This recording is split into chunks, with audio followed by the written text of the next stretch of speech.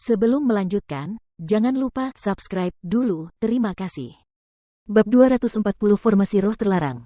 Kakak, ini salahku. Aku tidak berguna. Kalau aku tidak datang terlambat, kau tidak akan. Sambil memeluk Cuguyu, dia melihat kaki kakak laki-lakinya yang patah dan dantiannya yang tertusuk. Dari sudut mata Chu Feng, dua aliran air mata panas mengalir turun. Dia tahu betapa pentingnya kultivasi bagi Cuguyu, dan dia tahu betapa sakitnya dia ketika kultivasinya hancur. Aku baik-baik saja, jangan khawatir. Hanya kau. Harapan keluarga Cuku. Wajah Cuguyu pucat pasi, tetapi senyum masih tersungging di wajahnya. Setelah mengucapkan kata-kata itu, dia menutup matanya dan pingsan. Kakak. Chu Feng sangat cemas. Dia terus mengguncang Cuguyu, dan dia benar-benar takut Cuguyu akan tidur seperti itu dan tidak akan pernah bangun lagi, dan anggota keluarga terdekatnya akan meninggalkannya begitu saja. Chu Feng, jangan panik.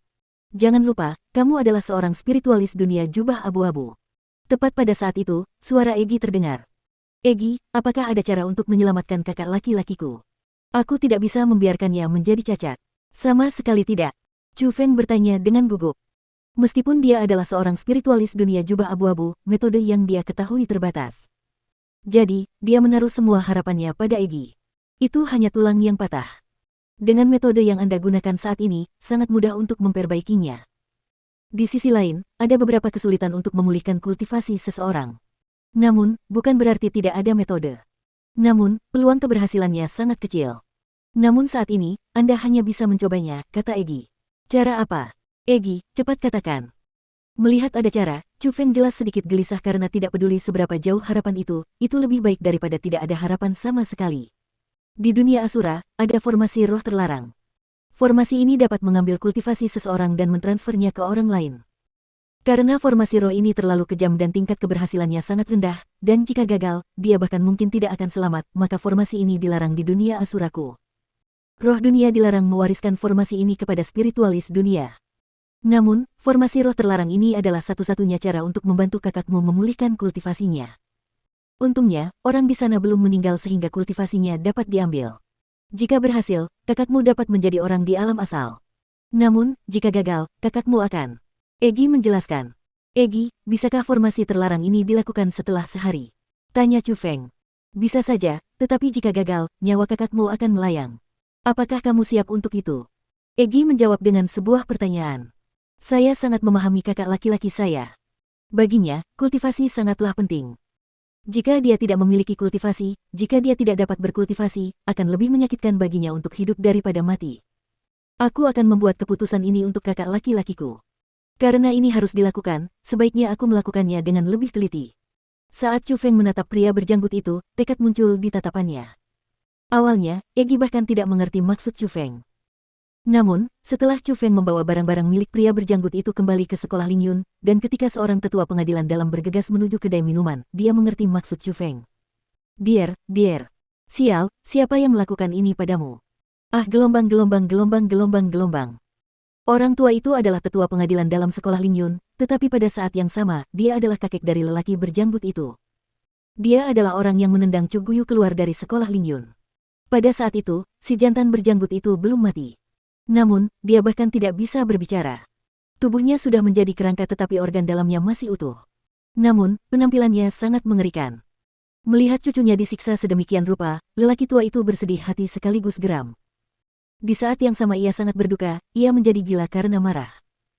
Ia bersumpah bahwa jika orang yang menyiksa cucunya berani muncul di hadapannya, ia pasti akan memotong mayat orang itu menjadi 10.000 keping. Siapa?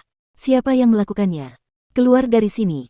Aku akan mengulitimu, mencabut urat-uratmu, dan memotong mayatmu menjadi 10.000 bagian. Orang tua itu berteriak dengan marah.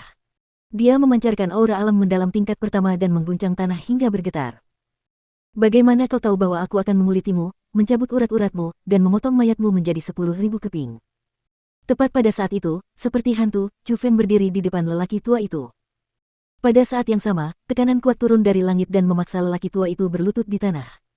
Kamu. Siapa kamu? Keluarga Zhaoku tidak punya dendam atau kebencian terhadapmu, jadi mengapa kamu perlu memperlakukan cucuku seperti itu?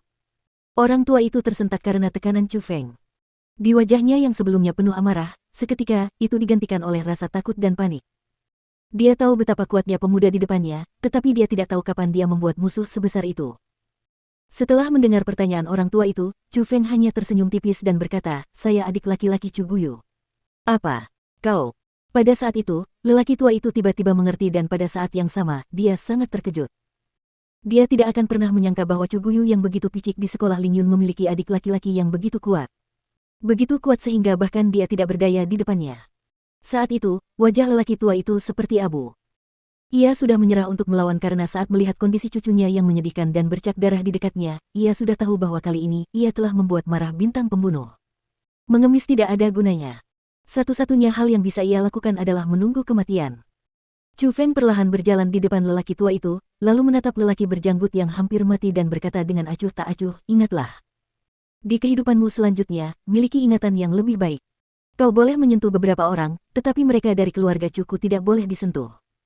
Setelah berbicara, dengan sebuah pikiran, 2 baris darah dilepaskan dan disemprotkan ke tanah itu. Beberapa hari kemudian, sekelompok orang datang ke salah satu kota di Provinsi Azure. Mereka adalah kelompok muda. Ada laki-laki dan perempuan, dan yang tertua masih muda dewasa. Banyak yang masih remaja. Mereka membeli sebuah rumah besar di tempat itu. Rumah besar itu sangat mewah, bahkan keluarga-keluarga kaya setempat tak henti-hentinya mengagumi mereka karena mereka yang dianggap kaya pun tidak punya cukup uang untuk membeli rumah besar seperti itu. Chu Guyu berbaring di sebuah kamar di rumah besar itu. Chu Yue, Chu Sui, Chu Cheng, Chu Zhen, Chu Wei, dan semua orang dari generasi muda keluarga Chu berada di samping tempat tidurnya. Bahkan Chu Sun dan Chu Hongfei ada di sana. Hampir semua orang selain Chu Feng, semua generasi muda keluarga Chu yang masih hidup ada di sana. Saat ini, mereka berkumpul di dalam ruangan itu dan berlama-lama di depan tempat tidur Chu Guyu. Dengan wajah penuh kekhawatiran, mereka menatap Chu Guyu dan diam-diam menunggunya terbangun. Dia sudah bangun. Dia sudah bangun. Tiba-tiba, Chu Sui berteriak keras, dan pada saat itu, semua orang menjadi heboh. Beberapa orang bahkan melompat kegirangan, dan banyak orang maju untuk memanggil nama Chu Guyu. "Chu Wei, Chu Yue, Chu Sui, kalian. Kenapa kalian di sini? Aku, di mana tempat ini?" Sambil menatap wajah-wajah yang dikenalnya di depannya, Chu Guyu sedikit bingung tentang apa yang harus dia lakukan. Melihat itu, Chu Yue menjelaskan semuanya kepada Chu Guyu. Ternyata Chu Feng takut generasi muda keluarga Chu akan berada dalam bahaya yang lebih besar. Jadi, dia menyuruh mereka semua meninggalkan sekolah mereka dan berkumpul di sini. Dia membeli rumah besar itu dan menyuruh mereka mengganti nama mereka untuk tinggal di tempat itu. Pada saat itu, Chu Feng sudah mengatur semuanya. Jadi, generasi muda keluarga Chu juga setuju dengan pikiran Chu Feng dan setuju untuk meninggalkan sekolah mereka. Mereka dengan damai tetap berada di daerah itu dan menyembunyikan identitas mereka.